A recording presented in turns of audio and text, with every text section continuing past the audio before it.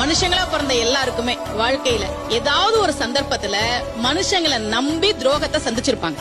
கண்டிப்பா யாருமே இல்லையே என் கூட, நான் நம்பின எல்லாரும் ஏமாத்திட்டாங்களே அப்படின்னு மனசுல விரக்தியோட தனிமையில எங்க போறதுன்னு தெரியாம நீ நடக்கும்போது அருணகிரியார் சொல்றார், நீ தனியா இல்லடா, முருகன் உனக்கு முன்னாடியும் பின்னாடியும் வலது பக்கமும் இடது பக்கமும் கையில வேலோட நான் இருக்கேன்னு வருவான்டான்னு சொல்றார். அதுதான் திருத்தணி முருகன். அந்த ஒன்னே ஒன்று சொல்றேங்க, வாழ்க்கையில எதை பார்த்தும் பயப்பட வேண்டாம். முருகன் கூட இருக்காங்கிற நம்பிக்கை இருக்கும்.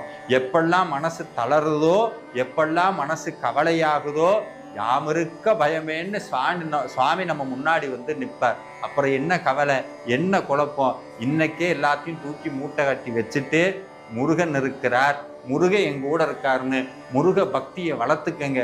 திருப்புகழ் படிங்க, கந்தர் அலங்காரம் படிங்க, கந்தர் அனுபூதி சொல்லுங்க, வாய் விட்டு அவன் சன்னதியில அரோகரான்னு சொல்லுங்க. முருகன் நம்மை காப்பாற்றுவார்.